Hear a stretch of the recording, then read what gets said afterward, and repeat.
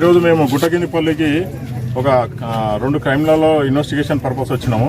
Crime number 255/2024, next వచ్చేసి 256/2024 2 కేసులలో investigation purpose వచ్చినాము.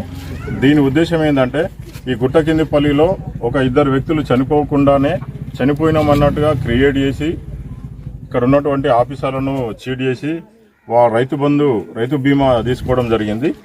దాంట్లో భాగంగానే మేడం గారు మొన్న వచ్చి మాకు పిటిషన్ ఇస్తే ఇమీడియట్లీ నేను ఎఫ్ఐఆర్ రిజిస్టర్ చేయడం జరిగింది. దీంట్లో భాగంగా ఈరోజు వీటికి వచ్చినాము. అప్పటికే ఎవరు లేరు, ఇళ్లలో ఎవరు లేరు, అన్ని తాళాలు వేసి ఉన్నాయి.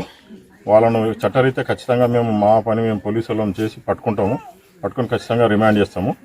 ఇంట్లో ఎవరికి పబ్లిక్ అందరూ స్వచ్ఛందంగా మాకు సహకరిస్తున్నందుకు చాలా సంతోషం.